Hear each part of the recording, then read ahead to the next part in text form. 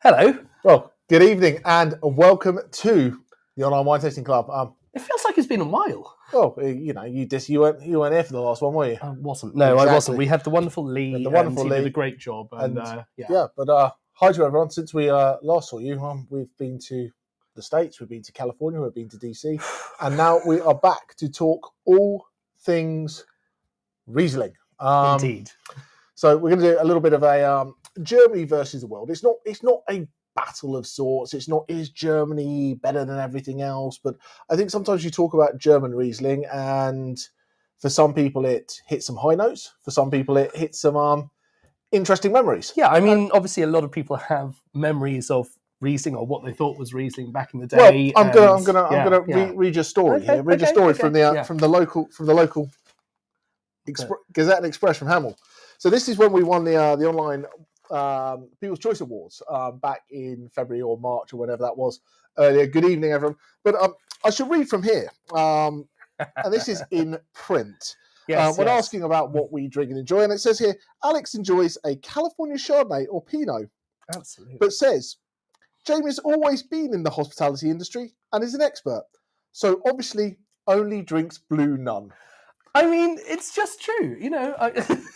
So that has to be said. So that is what we are working with this evening. Officially the biggest Blue Nun fan in the world. But it is a law, an international law, that says all sommeliers in all restaurants anywhere in the world must prefer Riesling. That's I don't know which law it is. I think it must be a United Nations thing or something. It supersedes national government. It's something high up there that you're not allowed to do anything different with. But no, it's an exciting grape, and it's kind of fun to be able to do 6 wines from different places from the same grape to really see what it's all going on about. I'm going to get wine in the glass. Yeah, let's get wine in the glass. But if you could, in the style of Miles from Sideways, give us your best, most eloquent description of why is it Riesling? Why is Riesling such a big deal for so many sommeliers? Is it just because after you've been drinking so many other things, it cuts through? Or, I mean, is it the aging potential? What is it? I mean, oh my word!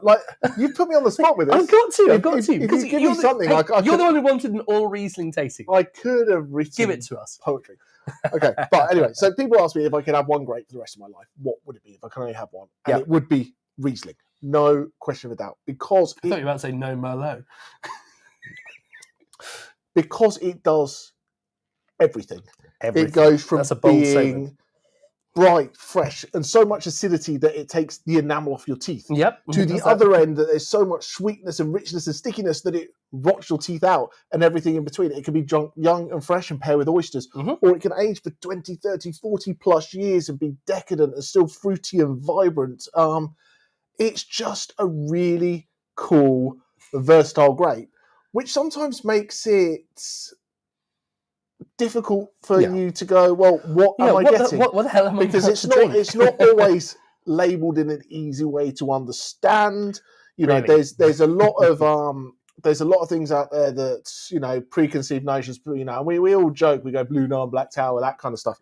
But you know what? They did a good branding job because everybody still knows about that. Yeah. And a lot of Blue Nun, for a fact, wasn't Riesling. Yeah. It was made with Silvaner, Müller-Thurgau, and there was a bit of Riesling in there, but you know. But it's that off-dry style, which, do you know what, people loved back in the 70s. People do love a bit of sweetness if they admit it, but also it's that, it doesn't necessarily go with a kind of a modern palate as what we think that we like, and it certainly doesn't go as well with a lot of foods. You've got to be eating the right thing to go with that off-dry wine. And I think that's what always has scared me, because even after I'd been through WSET lessons and things like this, I pick a Riesling from a menu. Can I pause you for one moment to stick the Slido on so people can put their tasting notes in? Oh, that's a great idea, yes. So for those joining us for the first time, we have Slido to put the tasting notes in. You can go to towtc.co.uk/taste.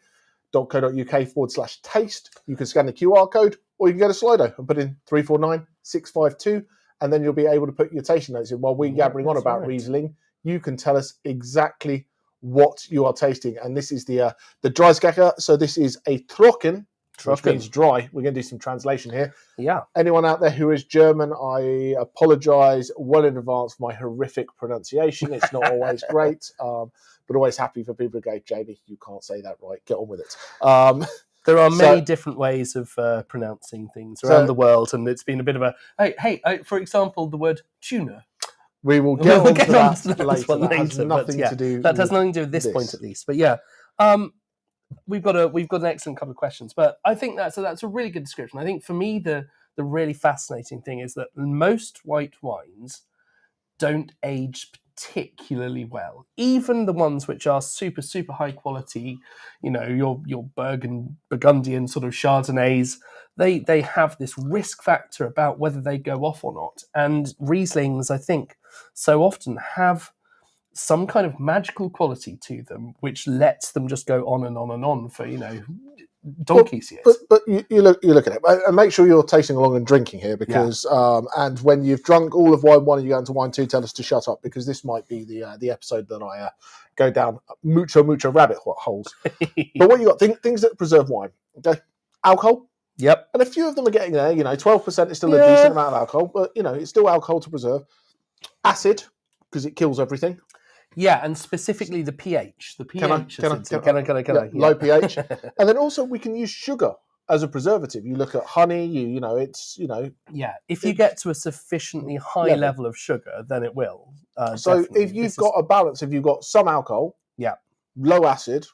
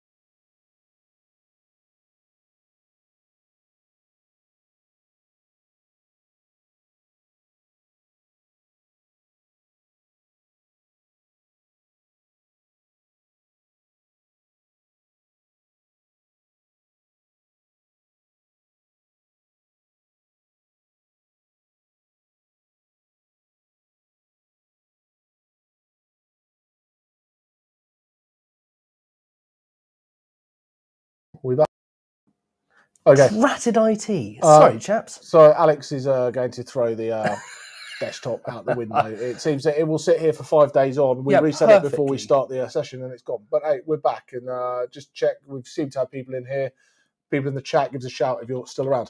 But oh dear, we talk about that sweet spot of Riesling, that having that, the alcohol, the sugar, the low pH, allows it to develop and age and become better and greater and more fantastic. And I've been lucky enough to taste Rieslings back to the 60s and 70s that's still beautifully fresh, decadent, lovely. I think there's a question there about ribeye steak. Ribeye steak, yeah. And you can do it. If you have a very, very slightly off-dry Riesling, so 15, 20 grams, kind of like cabinet kind of style, but still got that searing acidity, you will get enough richness to go with your steak. Yep. And enough acidity to cut through the fattiness. Through the fat, yeah. Is it the perfect pairing? Am I going to say let's drink Riesling with ribeye steaks?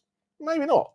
But I'll tell you a story. It'll work. It won't not work, that's for sure. Let's talk about the dry skacker before I tell you a story about ribeye steak and white wine, because I've got a good story, but we need to talk a little bit about this. So this is Joshua Dry Skacker, 45 hectares of wine, and we're in the Rheinhessen. So the first wine is German. And Germany has these steep slopes, these beautiful slaty soils, and most of this thing is on kind of like the blue slate.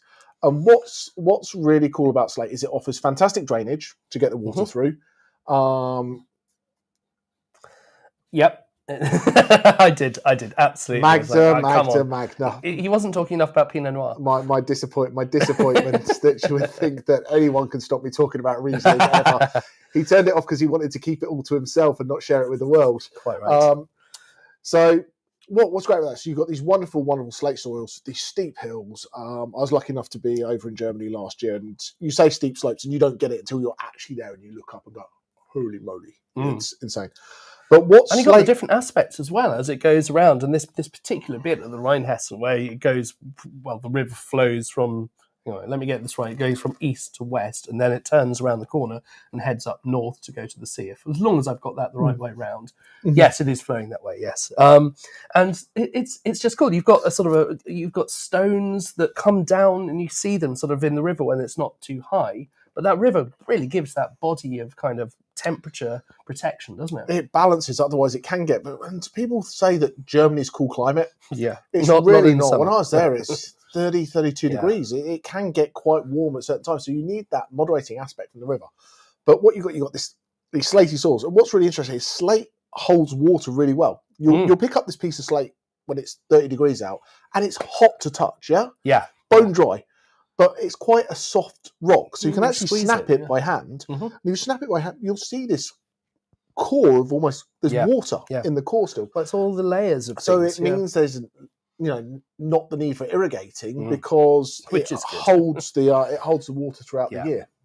Yeah, indeed. No, it's a cool part of the world, and it is a really distinctive style of Riesling. It is this very bone dry kind of mineral characteristics come through to it that almost like I'm licking a rock. And I know that sounds dumb when people say it, but you do get that slightly weird sensation, that minerally flinty kind of feel about it. I'm going to just go a bit more about the wine. That all the Dreiskecker wines are certified organic because he believes being organic is closer to purity, and a lot of Riesling is about expression of purity. Most of them are fruit, rock, stainless steel. The end, and it's purity. It's like of German fruit. beers.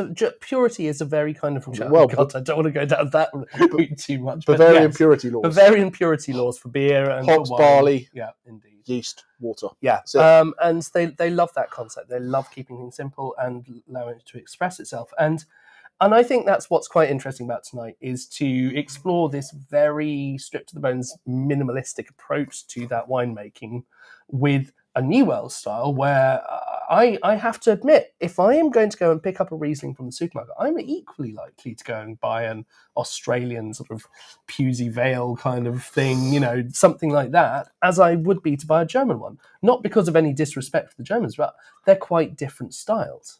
And it's knowing what you're looking for, and that's sometimes tough with Riesling. And you get to know a producer, you get to know a style, and go, yeah, I love this. But it doesn't always work that way. I just think this is great. We got you're doing that. We got. I was trying to get the extra camera on, but to show the thing, but it is. I wonder if you're gonna have to un-USB it and USB it back in. Yeah, I think it might be that camera that's making us reboot sometimes. I wonder. Okay. We'll get. Have to get a new camera. If anyone wants to send me a new camera, that would be great. Fantastic.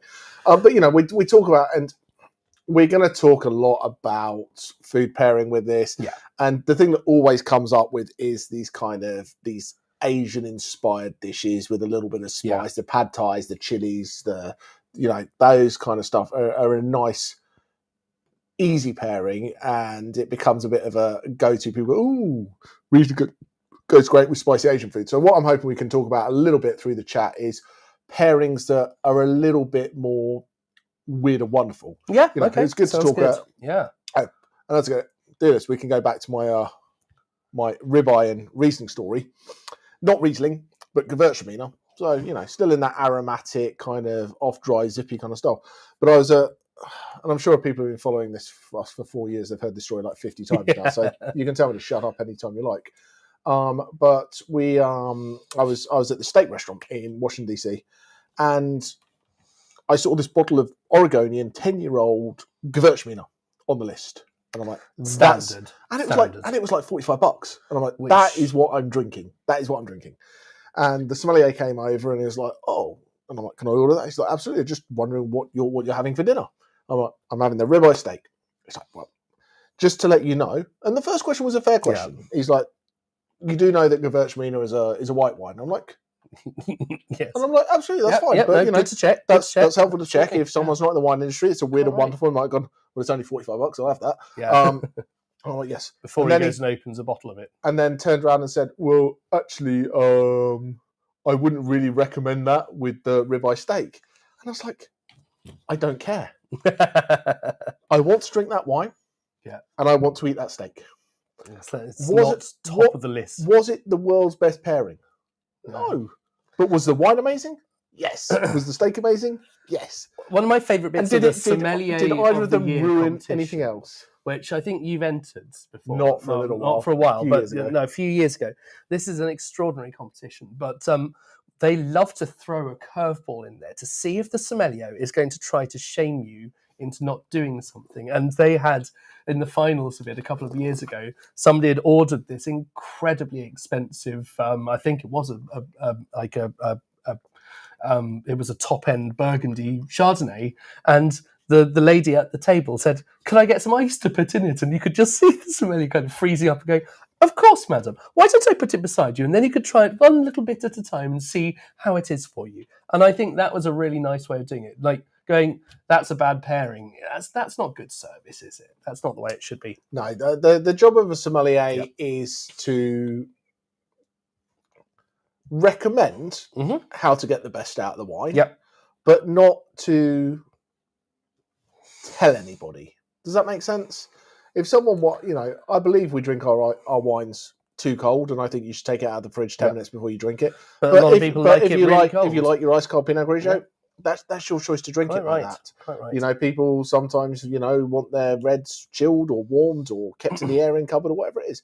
That's your choice. I've had people buy bottles of Winston Churchill champagne Roger, and want to make them into Kir Royales and mimosas, and their choice. Absolutely. You bought it. It's your choice. And my job is to serve you and advise if you want my advice. If you don't want my advice, my job is to give you a bottle of wine. So, and make you feel good about what you've ordered. So is that not the most classic description of it? It's got that racingly high acidity. I quite like the tasting note where it says baby sham, because it has that almost effervescence, doesn't it? Like, it's not fizzy, absolutely not. We can't put fizzy things in, but it lights up your tongue in the same way that slightly tingly fizzy thing does. I think that's really cool. Sorbet, lime sorbet sort of thing would be great as a tasting note, but not too much in the floral character there. No, this is very kind of classic lime, citrus, stony, zippy, fresh. Yeah. I just think it's good juice. But should we head to...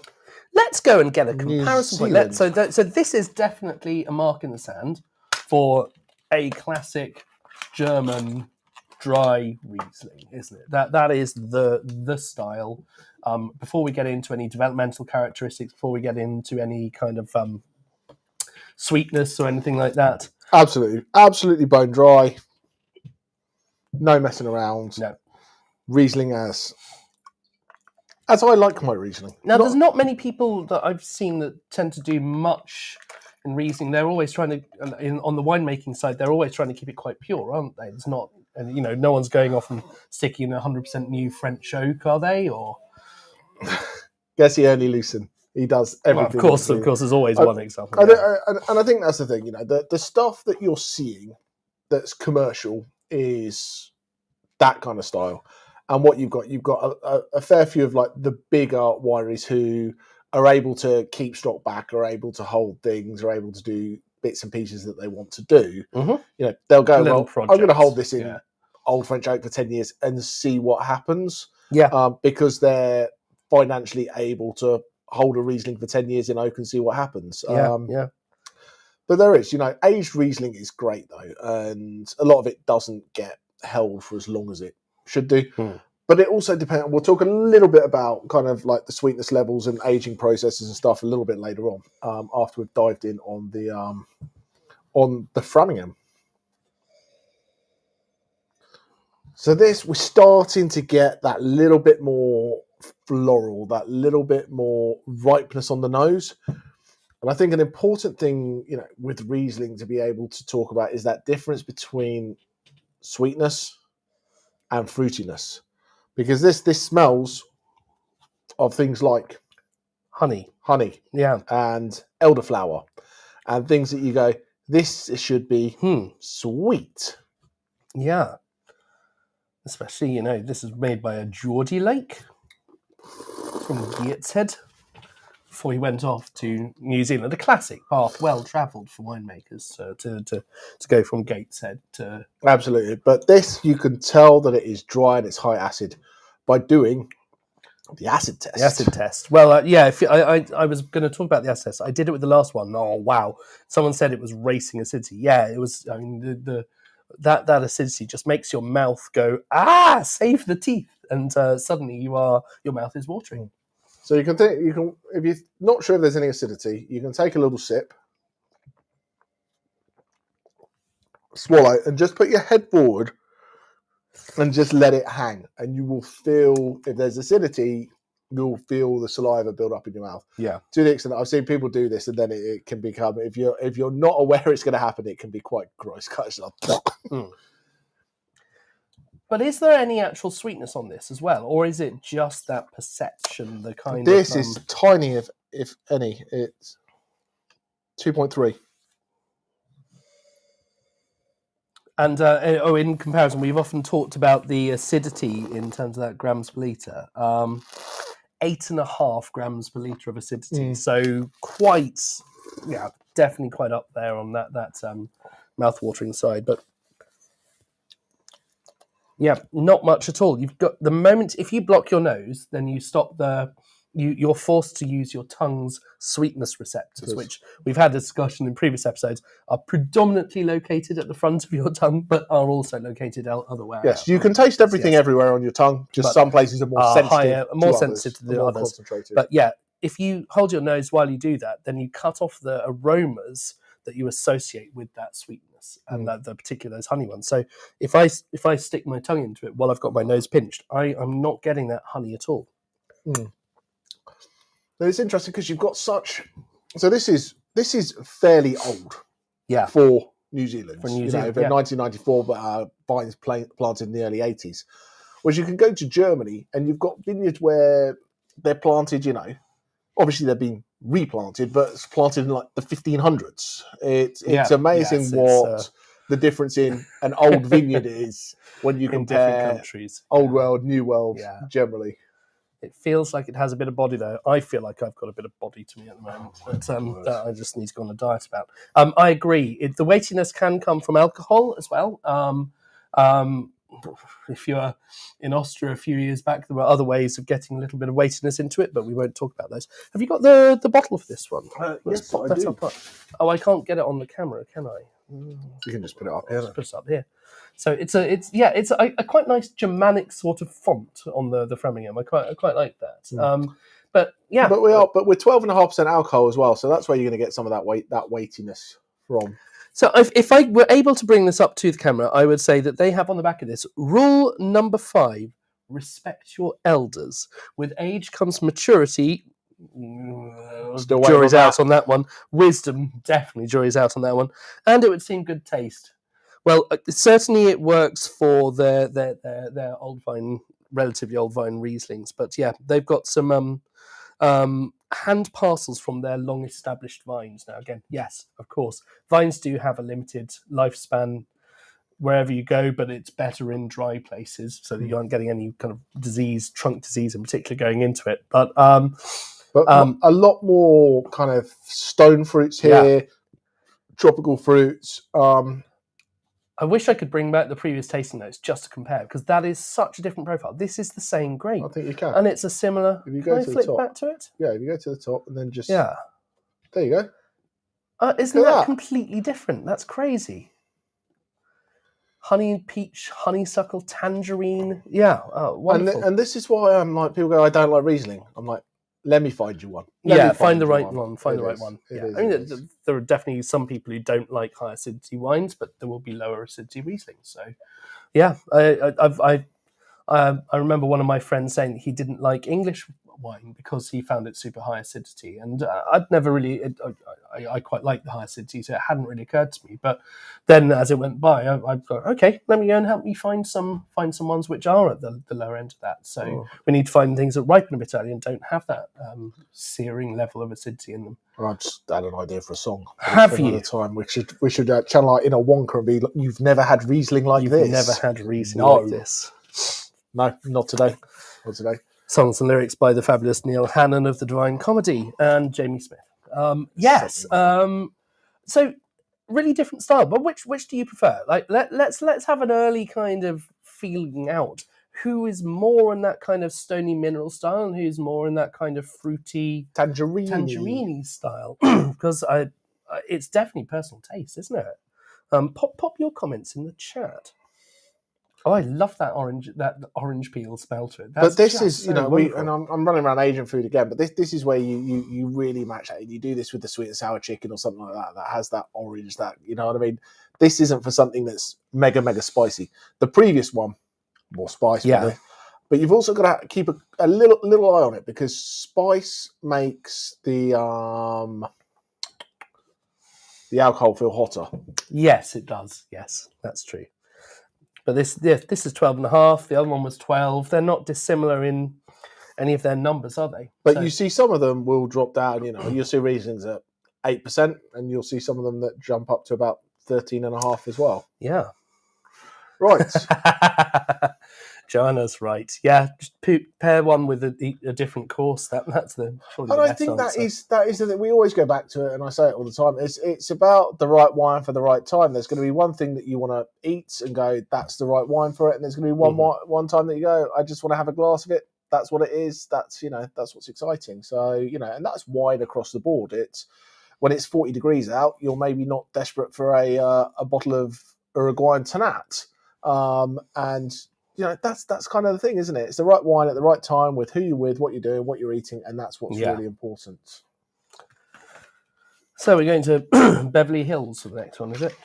Oh no, that's Axel Foley, not Axel Corley. I remember getting it wrong. Oh my word, you've run form. You can tell I missed being here.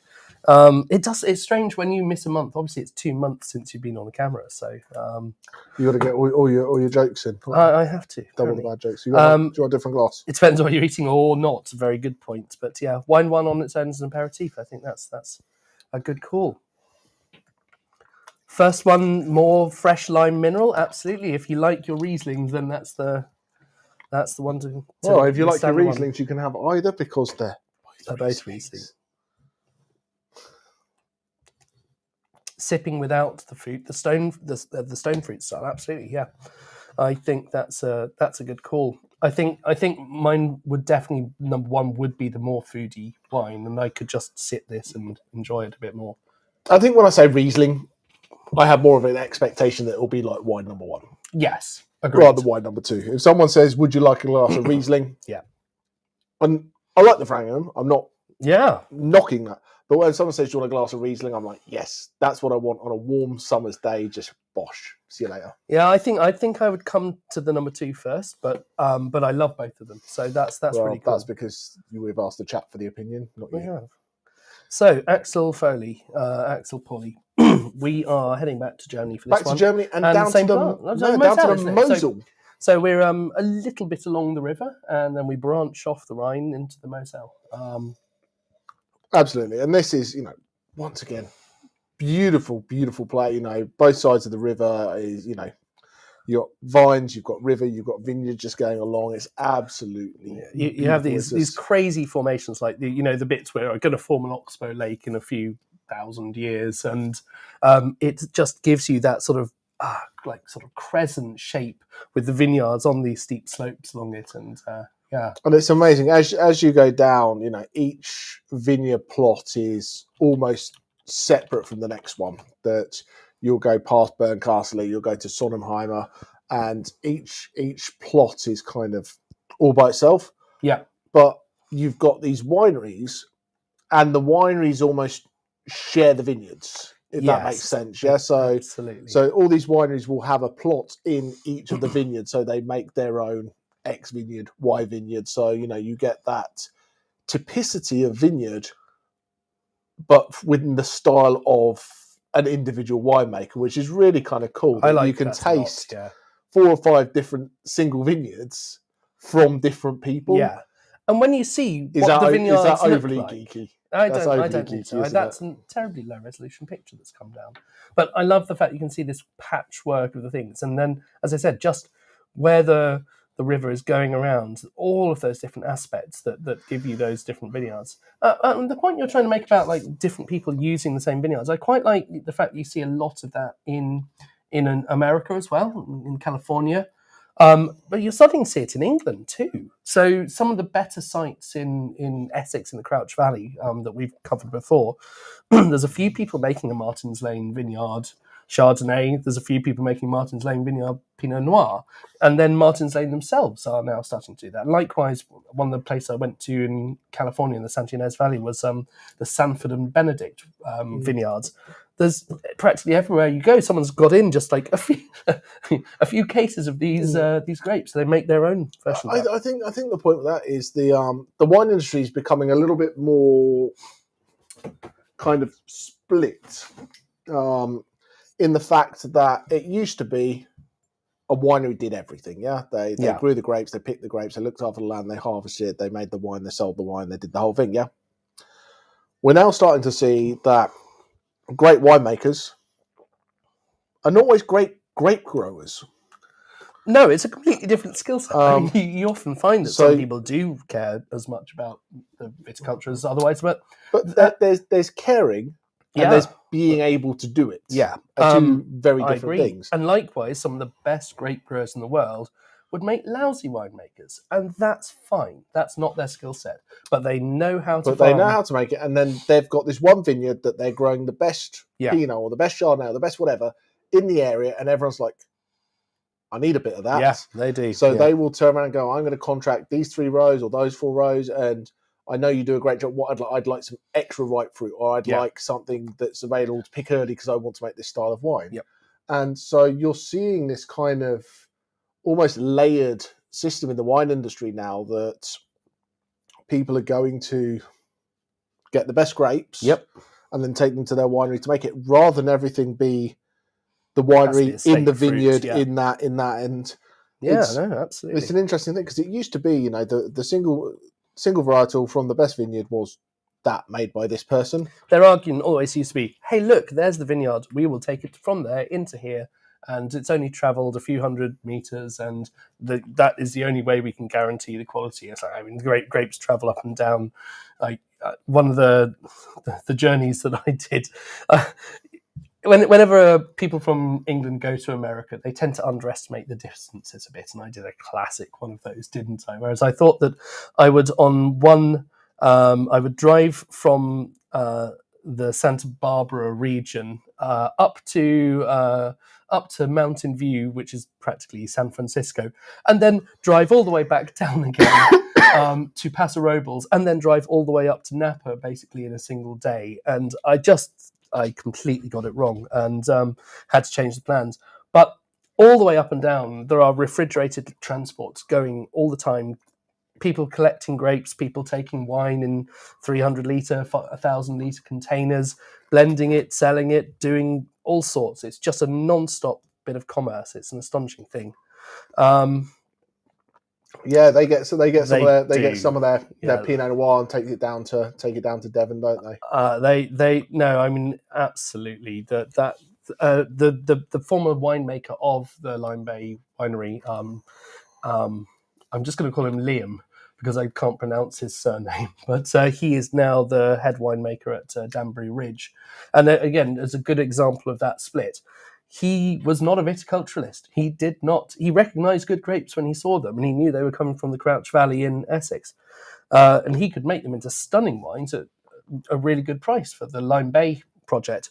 So when Danbury Ridge set up in the Crouch Valley, they wanted to get a really good winemaker who knew that fruit. So they got him. But they had to go off and get somebody who would be an equally good viticulturalist. And so they went and got John, the master of wine, who's now in charge of their vineyards. And he is such a geek. It's fabulous to watch what they're doing. It's really exciting to see that. So, but back to you never thought you'd get to Crouch Valley Pinot Noir going to Devon via the Moselle, did you? No, the Moselle Valley. No. So Axel, who makes this, he travelled a lot before coming back and taking over from his. Stop it. Come back and taking over his father. So he's done vintage in California. He's done vintage in New Zealand. Yeah. So he's seen how these wine styles are made in other places in the world. It's a lot less kind of Germanic, of like classical Germanic of style than the first one, but it's getting in a bit more of that kind of. But it is still saline. But once again, and it's called crisp, purist pure, because it is just expression of fruit, no messing around. But just relative to that first one, it's a little bit more. There's a bit more power about it, a bit more oomph about it. Even though the alcohol's a bit lower. Yeah, you're about 11% in that, aren't you? Yeah. Yeah. Salt, mineral, lime, zest. Cheesy. Well, I'm intrigued by cheesy.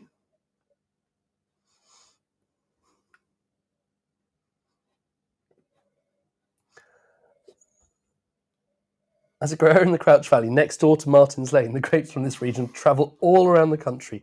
No, you don't see much of it in the marketing materials. We did that, didn't we? And we said Essex was a little bit like the English still wine industry's dirty little secret, because they all knew that that's the place to go and get it. Now, that's really interesting.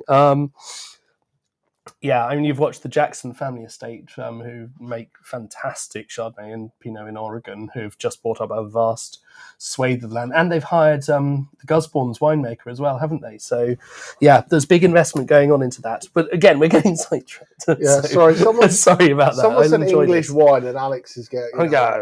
Stop me talking about Riesling. But I've not been to Moselle, so I've seen the pictures. I think it looks great. I've been past it countless times. I used to work a lot around that part of the world, and I never have had the chance to do the Moselle Valley. We did our valley a few years back. That was cool. Yeah, and I brought back some of the wines of that region. You were able to place them like virtually within a sort of kilometre of where they came from. I remember I blind tasted it and you shouted at me that I was wrong because I was 5 kilometres away. Exactly. Loser. Exactly. But anyway, we're doing a lot of digressing. You can't have months off because you come back and you try to get 2 months worth of stuff into one show. But yeah, I just think so far we've done 3 different Rieslings, 3 vastly different styles. Yeah. We've gone bone dry, we've gone fruity and tropical, and then we've gone somewhere in the middle. Yeah. But all in the drier style of Riesling. Yeah, exactly. So if we look at, so this is, again, we're in slate soils, but it's that grey-blue slate kind of side of things. And yes, guess what? It's old vines, it's steeply sloping. 1.9 grams sugar. 1.9 grams of sugar, yeah. And 11 grams of alcohol. So, sorry, 11% of alcohol. So a really nice early pick there to keep that freshness. It does hand-picked, obviously, on those sleep slopes, you have to. But has a little bit of skin contact. And that's why you're getting that little bit of, maybe that's where the 20 hours, if you want maybe to. that's where the cheesy notes coming from. That kind of Possibly, little tanniny, phenolic kind of grippy, phenolic-y thing. But it's also indigenous yeasts, which can also do some slightly interesting things in that lactic space, and that's always interesting in Germany, because a lot of it is cultured yeasts. Yeah, because it's like we want that because that's the flavour that we want, and because Riesling takes on flavours of other things quite easily.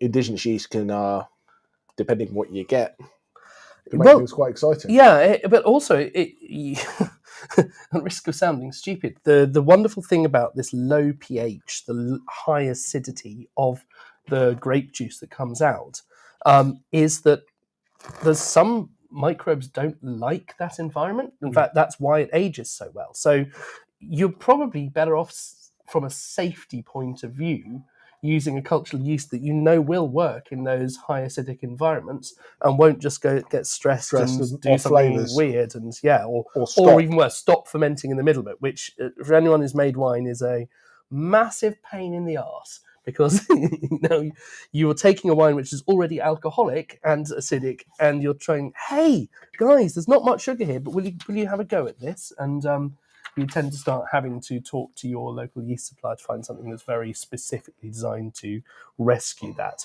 But yeah, I like that. I still think I'm erring towards wine too, personally. But that's my style. So intriguing. Right. Thoughts in the chat. In the chat as to. But I'm excited about this one because now we are going to one of my favourite Alsatian producers. I first had Rolly Gasman's wines, and I shall just have one last look at that before I click it on. Yep, that all makes sense, doesn't it? Rolly Gasman. I was having a meal. I think we were celebrating our anniversary back in Cambridge at the Midsummer House restaurant. I forget the chef's name. Daniel something, isn't it? I'm not fancy like you. I'm not fancy like. The chef I know is Ronald McDonald's. Ronald top McDonald, chef. Top chef. That's how I know. Midsummer House.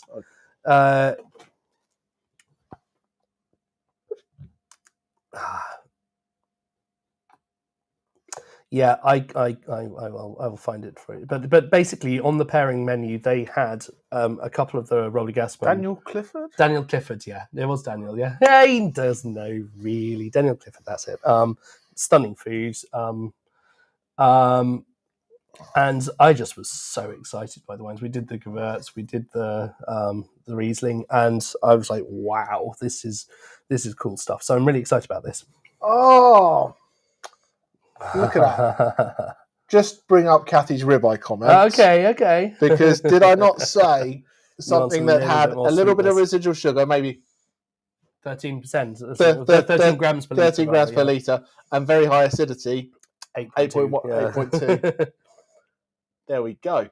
So we are Alsace. And I'm just going to do a little pointer here. If anyone is reading the calendar ahead, you may think that next month is Alsace. Next month is no longer Alsace because I'm going. I've been invited on a wine press trip to Alsace in September, so I thought he's a influencer now. I thought it would make much more sense to do a show on Alsace after I'd been there than before I go there. But we'll say what we're doing next month at the end of the show. But this is Rolly Gasman, and you know there are so many phenomenal Alsatian producers. There absolutely are. Yeah. But this is kind of a benchmark in, you know, these guys, Trimbach, Hugel, are all that kind of pedestal level of, you know, you can jump up and you can do the Grand Cru vineyards, yeah? Yep. There's Grand Cru vineyards and everyone can make great wine in Grand Cru vineyards. Of course you can. So this is really good. These guys from their entry level all the way through group trip to Alsace. We're doing Alsace, we're doing Austria. We just need to take like the summer off and tour Europe together, don't we? My wife actually sent me through some pictures the other day from our little trip to Reekveer and Colmar a couple of years ago again, and it was just such a stunning place. I mean, it's somewhere you have to visit to grasp it again. Yeah, it's this is my favourite by far. I thought it was going to be, and yeah, good choice, mate. Good choice. No, absolutely, and this what a different wine. That little bit but it also ticks all the other boxes you want: the sustainable, vegetarian, biodynamic, organic, vegan, all those kind of. So it's all the good stuff as well. But this just shows once again stylistically how different Riesling can be. 4 wines, 4 different sets of magical juice. Yeah. To keep the world happy, and you know, these you know, this dates back to 17th century. These wines, so. You know, they've been French, German, French again, German again, French again, depending where you were at the time. Indeed. But it was like, so, you know, it was there, and it truly became Rolly Gasman in the late 60s when 2 families got joined together as a wedding. The 2 families joined together, and this is really where it's been. But what's cool about these guys, we talked about aged Riesling. So they make a decent amount of Riesling, but they've got nearly 2 million bottles stored at the cellars. So they've got aged wines, which I think is really cool. And they do that with the idea that they want to release them when they're ready to drink. And it's so rare. So when we do our WST tasting note kind of things, the standardized approach to tasting, there's a little bit of talk about this kind of the effect of aging on white wines. We spend most of our time talking about its effects on red wines because, of course, red wines are what we tend to age a bit more. And this is only 5 years old. you're absolutely starting to get some of those, like, the dried fruits coming through. I think the haze quite an interesting sort of example. I tend to spot one on something that's a bit older, and honeyed flavors obviously develop over time as well, don't they? So they do, and this is the epitome of what we were talking about. The opposite of what we were talking about. Their vineyards are their vineyards. The vineyards are 500 meters from the cellar, so everything is so carefully controlled. Every step of the way is theirs, from the growing to the picking to the... Sorry, we've been going through quickly. Do catch up, but probably have a Rennie to hand. I think that might be a good advice. It's absolutely right, and I think you make that point that they've got all these things in equal. We've talked about how it's not critical, but it is better. It's always better to have everything close to hand. It's better to have the same families with consistency and continuity driving this, the development of it, and what we say is continuous, but these families are definitely learning a lot over the years, and I think the progression away from just trying to make lots and lots of grapes to good quality grapes has been really, families like this have been ahead of the curve, but it's been really interesting to watch how in the last sort of 20 years or so, I think French winemakers now, and the majority of them are following organic practices or biodynamic practices. But I think there's also part of this that the world's coming full circle, isn't it?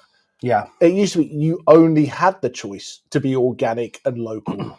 That's all you could do. Yeah, quite. And then business came in and shipping came in. Yeah. So we're kind of just going full circle. It's not. But now with a bit more knowledge of how to deal with the challenges better. Yeah, it's not new to anyone, but we've taken learnings and applied that to older techniques with new technology. So you're able to be organic with less risk because you know what could happen, might happen, won't happen. Quite right. So we got a question. Would this age? I mean, my gut feeling would be yes. Yes, it would. Drink it now. I love it now. But this another 5-10 years. The thing is, these guys, if you're looking for the aging wine, you want to go that sweet. You want to go that step up in their quality. They'll be picked a little bit later, a little bit more richness about them. But this will become, the flavors will intensify. You'll get more nuttiness. The honey will get deeper in there. So it's not, my opinion is it's not going to change drastically. This you're not going to open and go, oh, I wish I'd saved that. No. But, in 5 to 7 years, it'll hang out for a little while. So for those who like a geeky fact, we like a geeky fact. Everyone loves a geeky fact. So Alsace is based on limestone soil. Yeah. Did you know around the world there are 21 different styles of limestone soil? I did not know that. And did you know that all 21 of those styles are in the Rhodogasman vineyards? Really?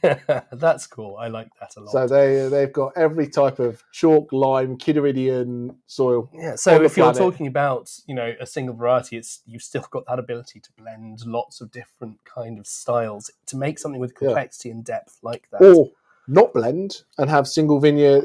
This is why Alsace with the Grand Cru system is so important. I agree. So important, and I think probably more important than just about anywhere else in the world. But Burgundy Schmurgundy, that's what I'll say. Burgundy Schmurgundy. Well, okay, so Jamie's going to Alsace. He will be talking to some of these guys. We will be doing a deep dive into it, and it will be so much better for having been there. But if you have questions for Alsatian producers and things that you would love to know, either chuck in the chat or send me an email. And I will go there fully loaded with the Alsatian questions you always wanted to know the answers to. I like that. I also like Helen's comment that the fact that we're doing this single-minded focus is allowing us to progress through the different styles, and perhaps we should do this with some other grapes as well. I mean, I think that's an excellent idea. We've done a lot of these kind of overview sessions. This is what wines of Spain look like. So let's go and do a sort of more single variety things. Yeah, we could do one on Riesling again. Next month, we do a whole year of Riesling, 72 Rieslings in a year. Wow! Box set. That's that might be too much but for me. What's it? Look here. So we're now getting into similar tasting notes to wine number 2. Yeah. We've got the stone fruits, but you're looking. We've got a lot more of those. Rather than it being tangerine, it's concentrated. Yeah. We've got dried. We've got marmalade. Rather than tangerine, we're at marmalade. We're at syrup. We're at just rind. The pure rind. Yeah. Oiliness that's coming sticky from that concentration. Honey. So we've got, and this is really good that we've got this, because I like this point, because when we talk about tasting notes and tasting flavors, a lot of time we go apple. Yeah. Okay. But what apple is it? Is it Granny Smith apple? Is it apple pie baked apple? You know, toffee apple. You know, lemon. Is it lemon rind? Is it lemon meringue pie? Is it lemon zest? Is it pithy lemon? Is it lemon sherbet? But we've looked at that. If we just took singular words from this tasting note compared to wine number 2, they'd be identical. They would, yeah. But when you have that description of the flavour, that extra adjective really showcases how different the wines are. Yeah. And completely different. Sorry, you wouldn't mistake them, would you? I'm so excited by this. That's cool. It's cool. It's great stuff. I'm with Kathy on doing Pinot Noir. Pinot Noir, as long as they're all white and rosés and orange. Why not? No.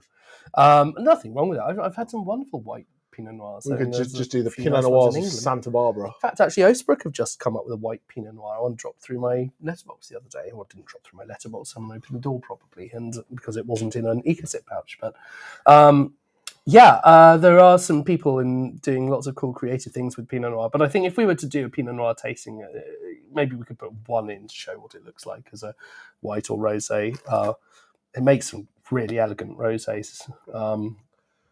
But I think it'd be cool to go and do what does it taste like? We're on that. Well, we did those 2, didn't we, from Canada? The Bachelder. The volcanic soil versus that sort of iron-rich soil. The Oregon. West side, east side. The west side, east side, yeah. Yes, you're right. So that was a really fun exploration. So I think Pinot Noir, well, let's do what does a Santa Barbara one taste like versus a Russian River versus a Targo versus a Burgundy. Well, let's see what those differences are, and also maybe stick in a Burgundy versus like Languedoc or something versus New Burgundy, or versus New Burgundy, aka Grouch Valley and Essex. Yeah. No, I thought New Burgundy was Gamay for you, your favourite. No. Yeah, Willamette Valley Pinots, absolutely. See, I'm just going to chuck this out here, okay? Because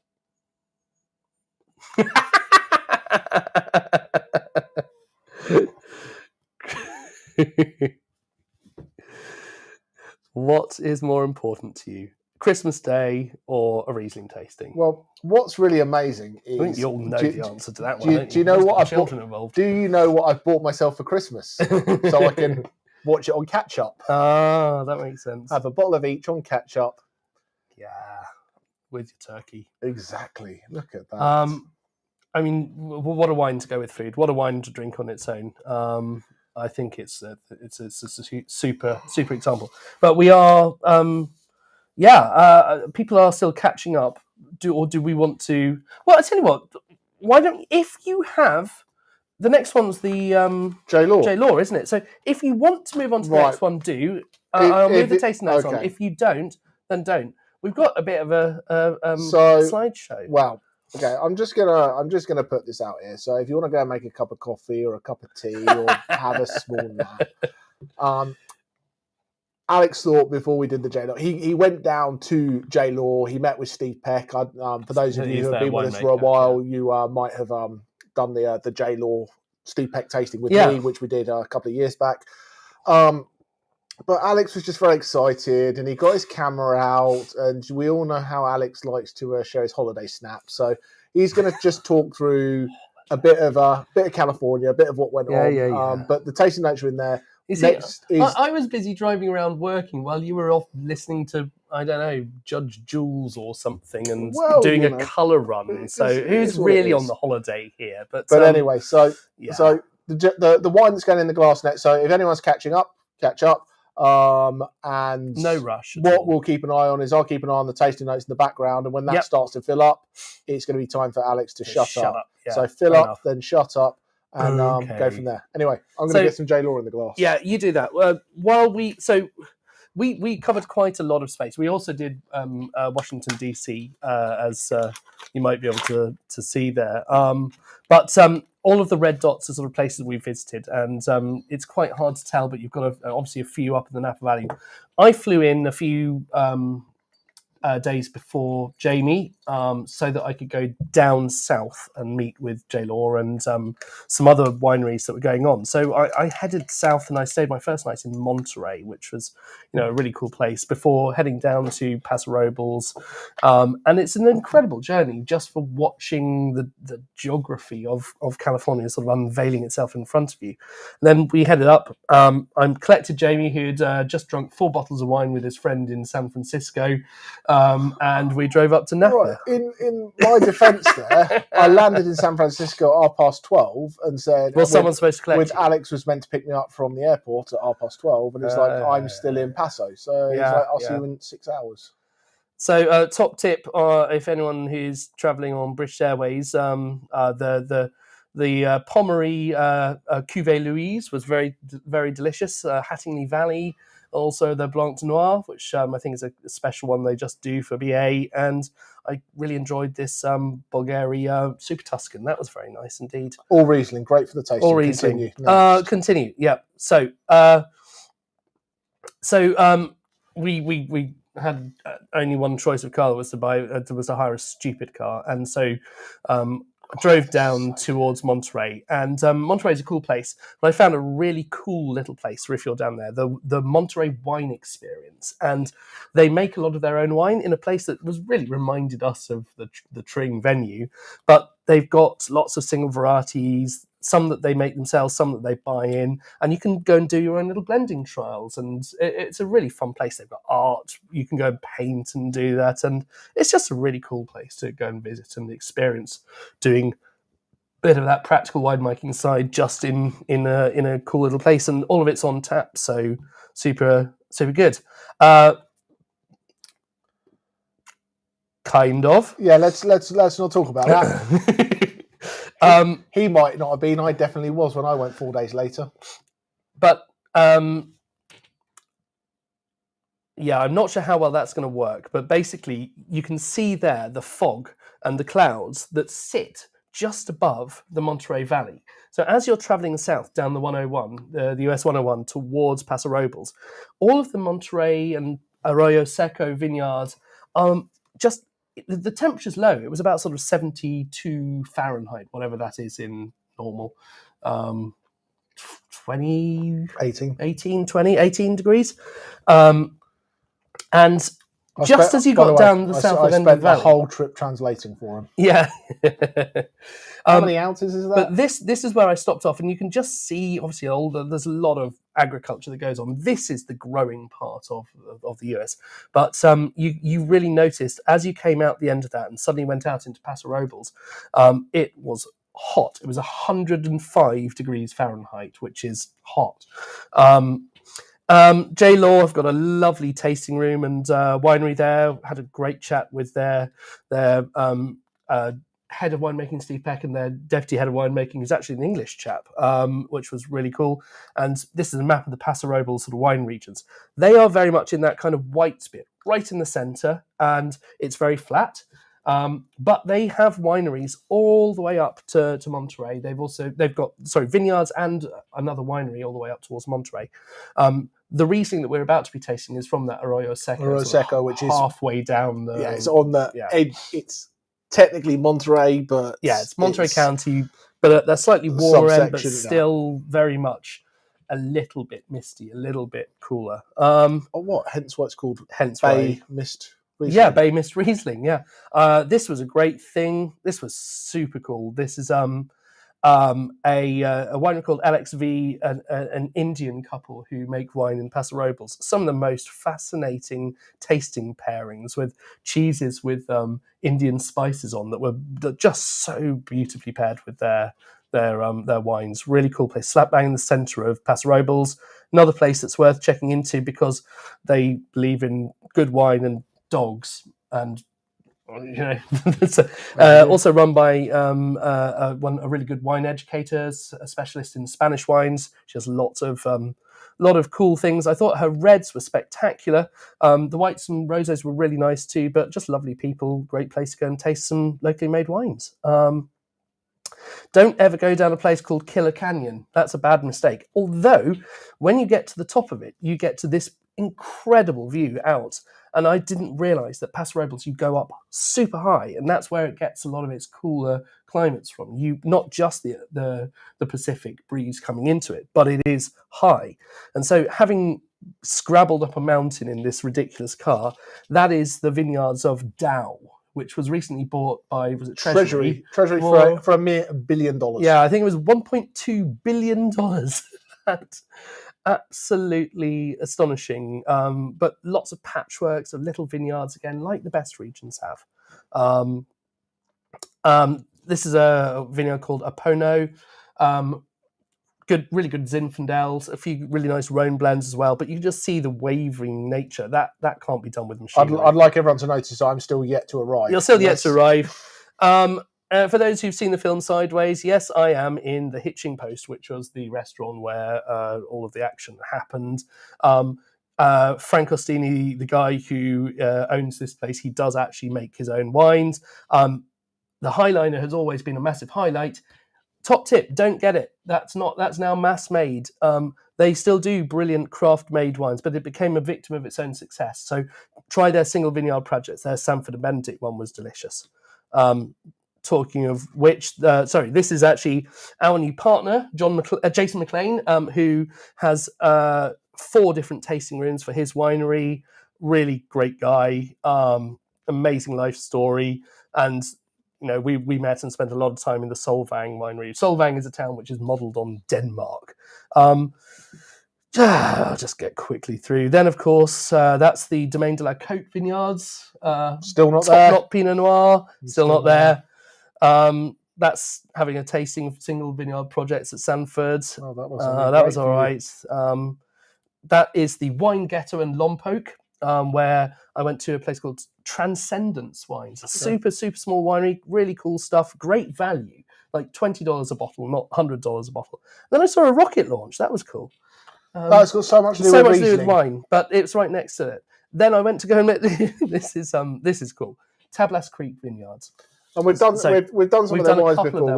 We've done the Roussanne, we've done the SBA blend. But this is the Beaucastel family from the Rhone. This is their California project. I think you know the answer to that one. It was a bit of a Chardonnay. I had some ABC Chardonnay au Bon Climat. And I had a few of their own Pinot Noirs, and it was great. So, yeah, Jason Haas drove me around the vineyards at Tablas Creek. What you see on the right-hand side is all of their single lots that they ferment separately, and that gives them all of their component wines for what they make every year. Now, they have every single variety that is used in Chateauneuf-du-Pape, or is permitted to be used in Chateauneuf-du-Pape. All 18. All 18. A lot of different wines, and all incredibly, incredibly carefully grown with regenerative. He invented half of regenerative agriculture. So we've got a lot to talk about. We'll probably do a whole Tablas Creek tasting. I like that idea. He's just such an interesting guy. Can't say enough. That is also there.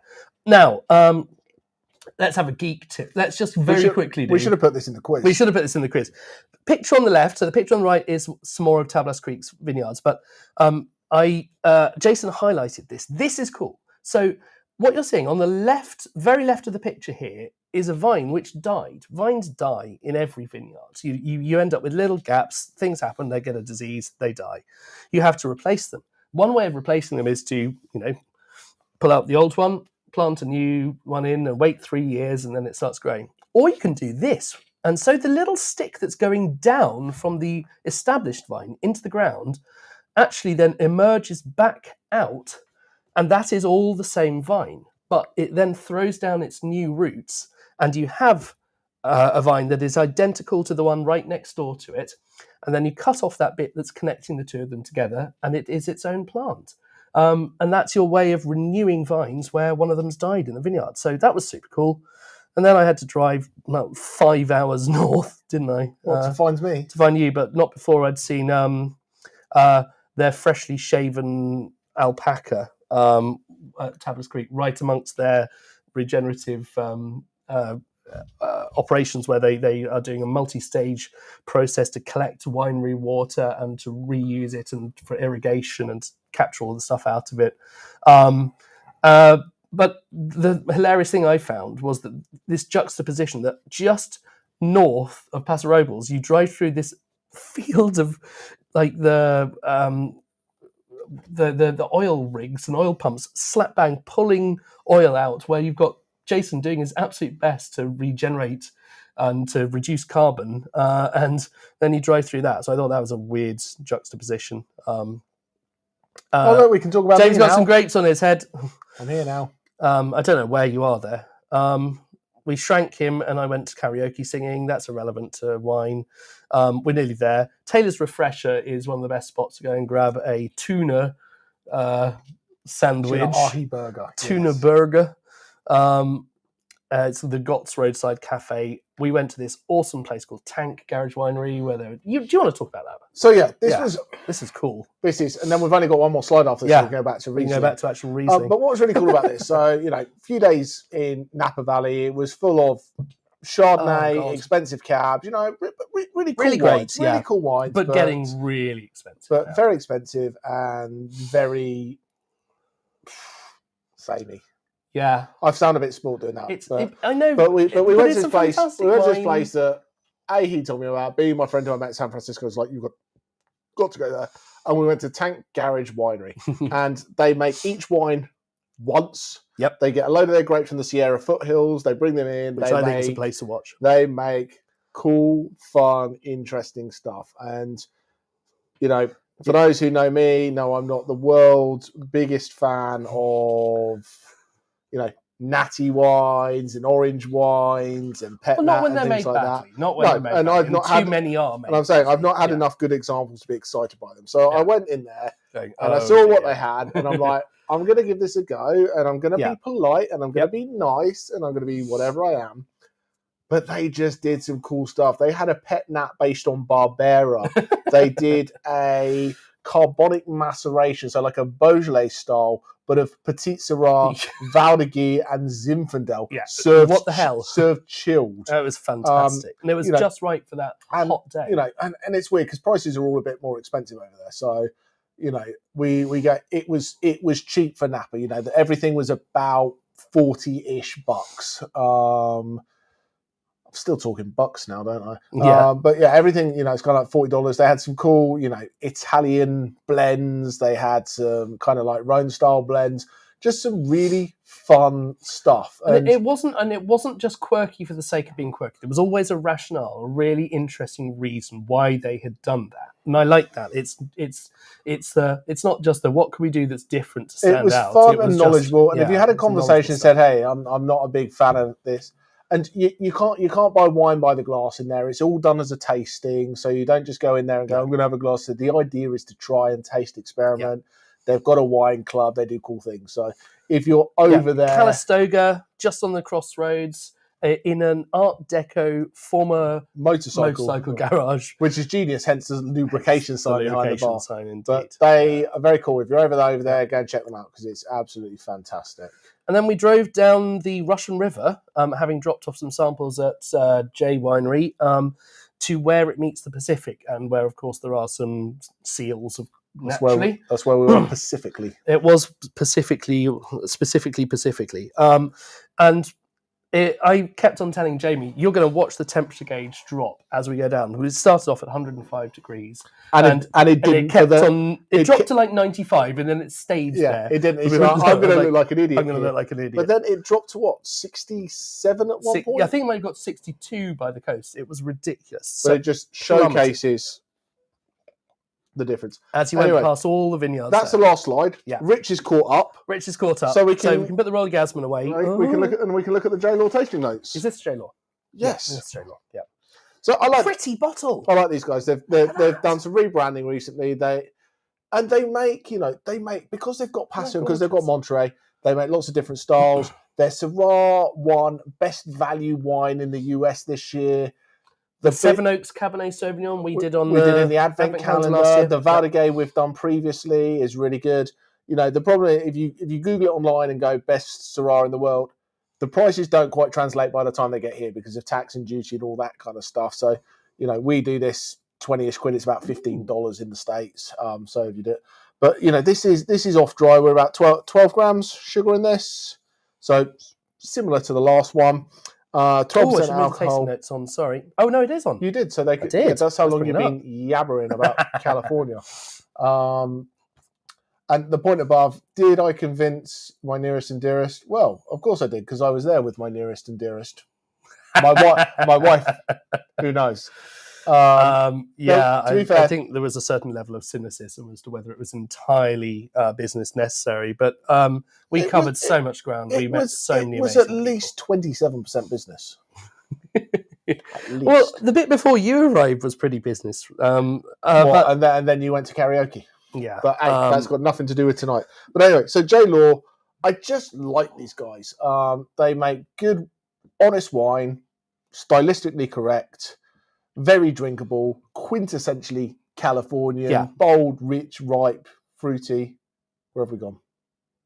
That's a good question. I shall go and check what is going on with El Camera. Alex is messing around with the camera. I haven't touched it.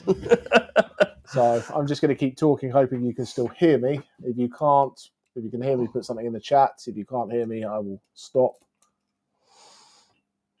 It's coming back. It wants the world to know.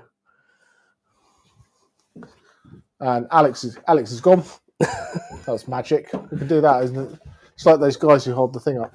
But no, so I think these wines across the board, it's worth having a look at. We've got a few of their wines. Get a little mix and match case. Try some different bits and pieces because there's something for everybody in this in their setup. And they've got once again, it's one of these wineries that they've got levels. So they've got their entry levels. They've then got their kind of like vineyard sites, their hilltop cab and things like that, and then kind of like single vineyard stuff. So, and we're talking. Okay. I'm just going to go over here and you stay on the camera. I think it's overheating. No, helpful. Yeah. So yeah, but we're looking at doing a high end tasting with them next year probably. Now I'm back on. So we're going to do a high end tasting with them next year. So get involved with that. That being said, also anything you want to do next year, we've got Pinot Noir going. We've got through till November set now, so we need some ideas for next year what you guys want to do and taste. Anyway, while Alex is wandering the room, let's go on to the final wine. So we're heading back to Germany. Alex is going to move the tasting notes on. I think. Who knows? Who knows what he's going to do? So I'm trying to keep the camera from overheating at the moment, but it's because I'm so gorgeous it can't keep up. Let me say, where is this thing gone? What are you doing? Well, I've just unplugged the extra camera as a backup, but it's not happening. That's fine. Well, it likes to turn the machine off. So we are back in Germany, and we have got a Spätlese Riesling. And we've got to the last wine, and I've not taught German wine more, so I will do it very, very quickly. You did do it only a few weeks ago. I know, but it's in your booklet as well. But so German wines, if you've got once you go up past land wine, you get Qualitätswein, and then you've got this sweetness level. So Cabernet is the driest, then Spätlese, Auslese, Beerenauslese, Trockenbeerenauslese as you go up, and that is about potential sweetness. It's ripeness at harvest. So you've got two things you need to look at. You need to look at the level that it's at, and then you want to look at the alcohol as well. So if it's lower alcohol, you're going to have more sweetness because less of the sugar has been turned into alcohol. So we're looking at here, we're the Lewis Guntram, we're only at 9% alcohol. So this is going to be relatively sweet on the in the style of a Spätlese. If it was 12%, 13%, we'd be a little bit drier because, still a good amount of residual sugar in there.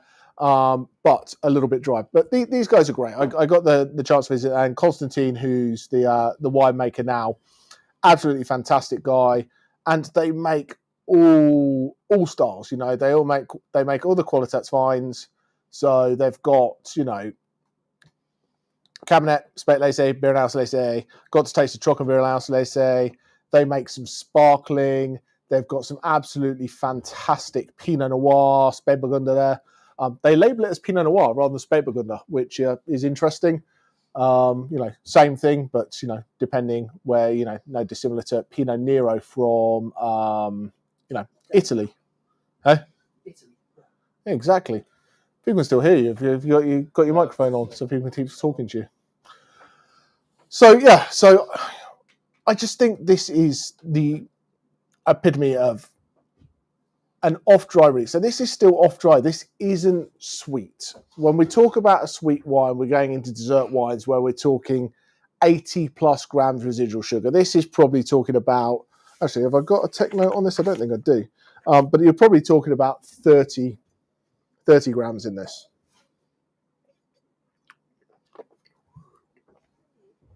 But a lot more of that honeyed flavour, a lot more of that kind of like lychee, tropical, guava, papaya, those other things. But when you do the acid test, you've still got great acidity in there. And this is what is the joy about these wines, that you can be as sweet as you want to get, but you've got to have that acidity for balance. You've got to have this lovely, lovely, lovely acidity, because that's what keeps the wine fresh. Without the acidity, it's just going to be sticky and cloying, and you want to go back for another sip of this, which I think is great. Oh, that's lovely. So the other thing you might see on a bottle, so, you know, Germany's got their own thing, but there's the International Riesling Foundation, which you'll see on a lot of New World wines, which is just a label on the back. And it's just an arrow saying this wine is dry, off-dry, medium sweet, or sweet. Really helpful once you've got a reference point. If you've not got a reference point, you're in trouble. So you've got to have a look at that, but that's also... That's on your little tasting book, isn't it? It's in the tasting book. Yeah, look, it's beautiful. Beautiful. It's right there. This Riesling is done. So yeah, when you've got your whole Qualitats wine stuff in there as well. So where would you put this one then? In your medium dry, or this is medium dry to medium. We're definitely not in medium sweet. Not in medium. Definitely sweet, not in medium sweet. It certainly has got the acidity.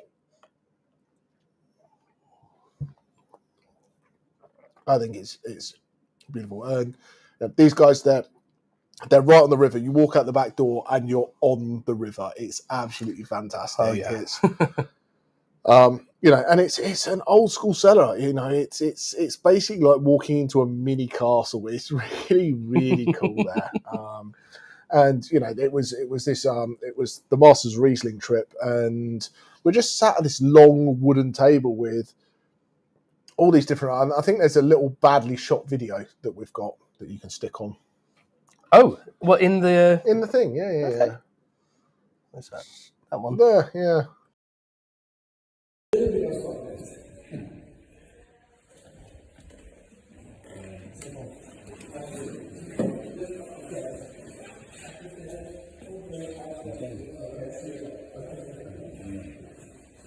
Can you get it from that side of the thing?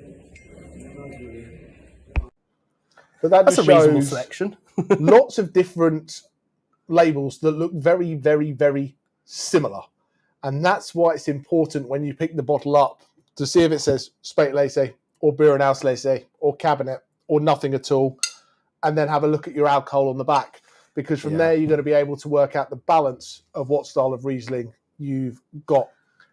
And I really think if you're in a restaurant, ask the sommelier, because it's, you know, you won't see all of that information necessarily, and you will occasionally make a mistake. So, like that, I think it's just worth, like, what style is this? Is this a dry? Is this an off dry? Is this a super sweet? Is it a And I think it's balancing the vocabulary is important. That you can want dry, but still want it to taste of things that are sweet. Yeah. So you can go, I want something dry, but I like it when it's tangerine or tropical or this. Mm-hmm. That's a completely correct thing to say. Yeah. It sounds counterintuitive that I want dry, but I want marmalade, because marmalade is sweet, isn't it? But it's the flavour of marmalade. Sweet and dry is a fact. Is there sugar or not sugar? And I love the fact they have got, as a pairing for this, to go with blue cheese. I think that's a really cool call, isn't it? Because we've talked about it with, particularly some of the Canadian ice wines going beautifully well. Ports, obviously, as well, with blue cheese. Not quite as well as perhaps some others do, but a classic nonetheless. But I think the joy of this, we talked about so many different styles of food. We talked about ribeyes, we talked about pork chops, we've talked about Asian food, we've talked about blue cheese. There's a Riesling for everything, and I think this goes back to my original point that if I could drink one grape forever, it would be Riesling. Pinot Noir. So I just, I've not got it in the polls or anything like that. So I just, thoughts in there, what are, were there preconceived notions? Are there styles that have surprised us? Were we expecting Germany to blow everything out of the water, or did we think Germany was just blue none forever and we're surprised by that? Are we surprised about these new world offerings? Did we know they existed? Were they styles that we like? But we can pop that into the chat. I love the fact that we did a quite unconventional choice. Like, we didn't go for any of the Australian ones. You can find Australian ones in the supermarket. The New Zealand one I thought was fantastic. I still think, for me, that Alsace one was just like bonkers. This is great though. This is a really cool wine. So I can't actually make a call between Germany and New World. Did we ask that in that question? Well, I've just said put it in the chat. Yeah, put it in the chat. But we can move on to the end of show quiz. We can. So we'll give everyone 40 seconds to join into the quiz on Slido. Get in, get your name in. Leave it alone. Don't click anything, or you won't let them in. No, I'm waiting. So as people join, then we can ask some questions. I don't know what the questions are this time. That's exciting. We've only got one team at the moment, though. Here they come. Remember, if you win, we'll send a friend a tasting pack for next month. While everyone's getting in. What is next month? So next month we have decided to do a competition. I say we're going to do a little cook-off. So we will send out some recipes if you fancy cooking along, and an equivalent if you just want to buy it from the supermarket. But me and Alex are going to do a 3-course meal. Keeping it simple this time. Keeping it simple. Just one 3-course meal. It's going to be, if I get my own way, it's going to be a beetroot carpaccio with goat's cheese and walnuts, followed by pork with a mushroom and white wine broth and English garden peas from Alex's garden. Yeah, followed by not that many, but it'll be enough for us, won't it? Yeah, for us, but we're not sending out a bag of peas. No, with the tasting box.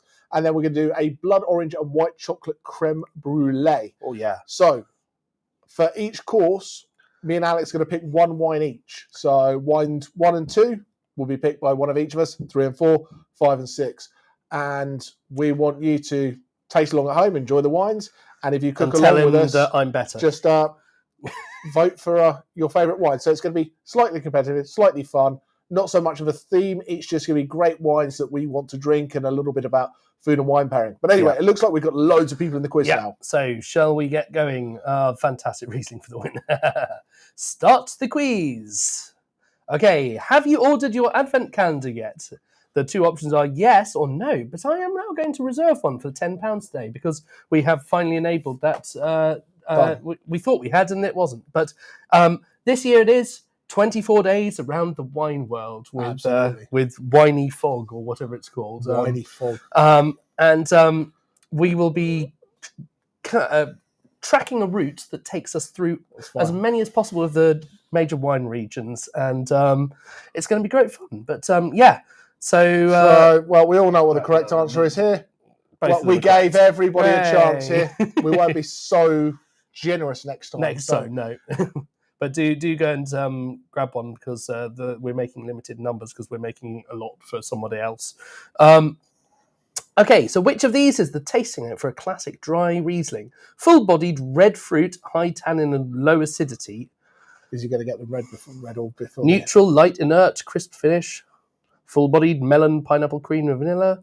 medium-bodied, bone-dry, lemon citrus, and a long, steely finish.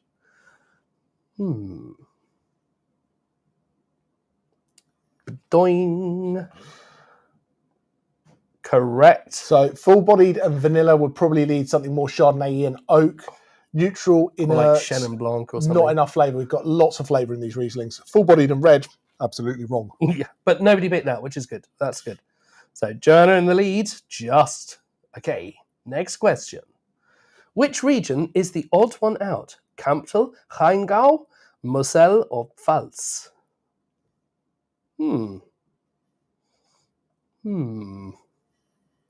False, because it ended with the Is that the false answer?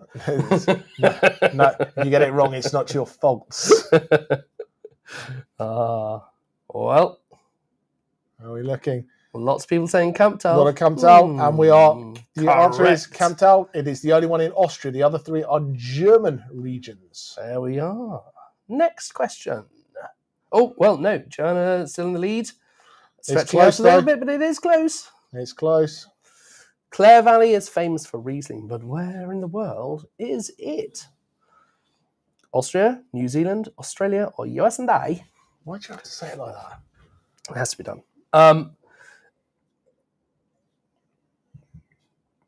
Yes, Jamie did spend a lot of time translating for me, one way or the other. Yeah. Ounces, aluminum, gas.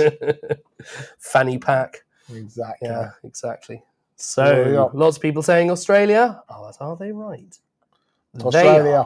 Clare Valley, next to Eden Valley, makes phenomenal dry Riesling. Some of the best in the world. And great value as well.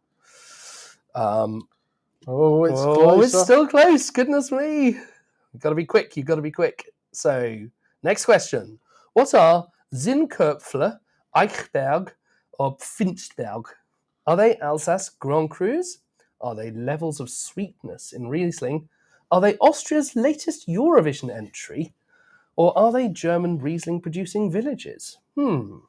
Austria's latest Eurovision entry. I don't remember that one. Probably because pretty much all of them were terrible. I'm questioning where's our WSET diploma holders? That's where that's come. It is, in fact, it's Grand Crus of Alsace. To be fair, I don't think I would have got that right. So there we are. So it's and luckily. Oh, there's 2 seconds at the top. 2 seconds in it at the top. Goodness me. So next question, we're getting there. 1,1,6 trimethyl 1,2-dihydronaphthalene. What does that do to Riesling? You could have just said TDN. I could have done that, but that would have been boring. Does it give you aromas of petrol? Does it keep the acidity high to help aging? Is it used to add a flinty characteristic, or does it add sweetness in a cool year? No, that's sugar. No, that's not sugar. That's antifreeze, isn't it? No one thinks it adds sweetness because that's not antifreeze. Gives aromas of petrol. It gives the aromas of petrol. It is. What has that done to our leaderboard? All I learnt at school was that Rieslings can taste of petrol. Smell like petrol. Get your limits right. It's close. So 2 questions to go. So close. 2 questions to go. Ready, steady. Next question. Riesling shares a parent grape with both Chardonnay and Pinot. What is it? Is it Goulet Blanc, Melon de Bourgogne, Muscaris, or Welsh Riesling? How you feel about this winemaker? The head of viticulture. Was it Goulet? It's Goulet Blanc, isn't it? As in, I can't remember. I don't know which one it is. Sorry, you're answering. No, not answering. I was just pointing out a typo, I think.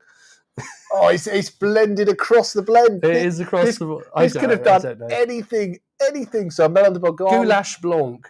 Goulet Blanc.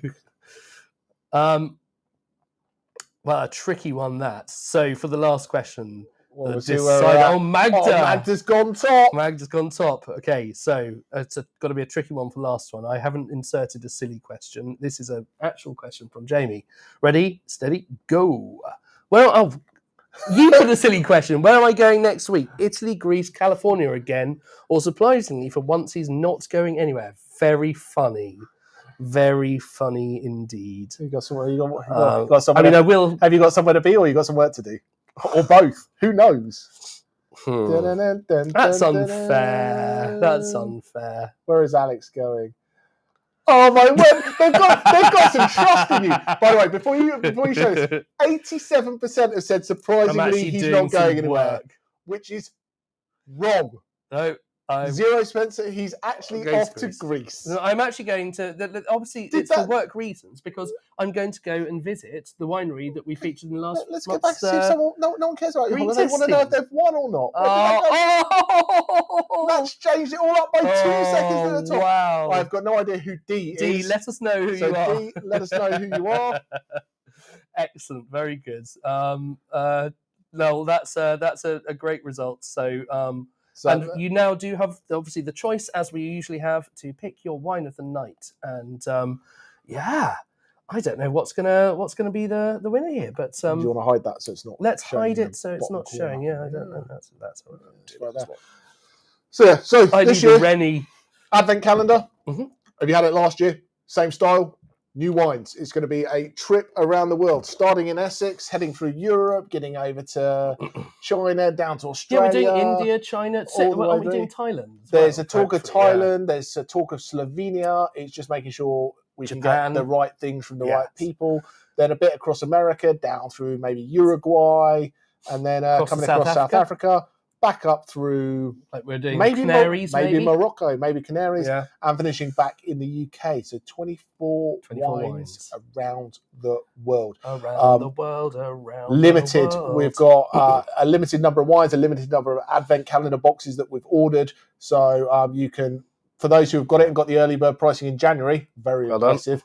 But it's now on the website. You can reserve it for just £10, and then the final payment will come out at the end of November. So you can get it now, boom, pay later, drink your Advent calendar. Like you get one for your parents or your friends. For everyone. Yes. But yes, so D, give us a shout, email me, jamie.smith@onlinetasting.co so I can get a tasting pack out to a friend of yours for next month. Get your Advent calendar, and hey, if you love it, tell a friend. We want to see more excited, happy wine people on here. So absolutely. If you've got friends who'd like to do it and you think they need a little bit of a nudge and they'd like a discount code to sign up, give us a shout. We want more people, so we're happy to do whatever we need to do it. We'll do Pinot Noir next year. Let us know what other tastings you want to do next year. Yeah. There's some fun stuff coming up. We've had some other requests to do some exciting regions, so I do think we should do something like Georgia at some point. We were going to do Ukraine as well, weren't we? And we just haven't had a chance to get all the pieces in order to do. Georgia has been on my mind. Georgia's, God.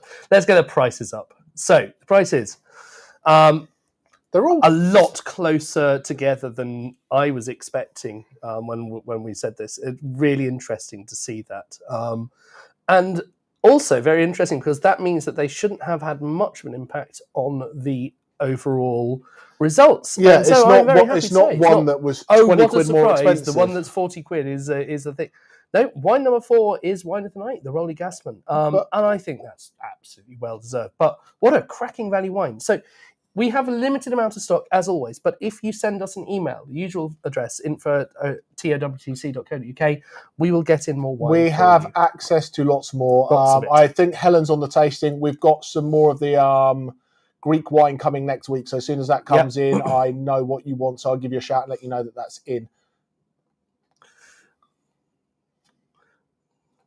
Love to do Uruguay. Condor Wines just did a trade tasting with some Uruguay wines that we tasted. That was also Amanda, wasn't it? Yeah, it was Amanda on that with Traversa and a couple of other wineries. Some really, really good stuff from there. So I like the feedback. Some more varietal tastings. Yeah, let's do that. Let's do a few deep dives into it. That's really cool. I think we've been around the world a few times now, haven't we? So we can do some different bits. Been around the world, but there's no place like Pinot. I like that. Cool. Excellent. On that note, thank you very much. All so much. It's been a wonderful evening. We've had a great time. Thank you for standing by with the usual camera. The camera overheated. It got to 26 degrees in here. So it's that first day of summer, isn't it? First day of summer. Exactly. Brilliant. Anyway, well, we're going to go. Thank you. Have a great night. Good night. Thanks very much. And we'll see you soon. Bye. Bye-bye.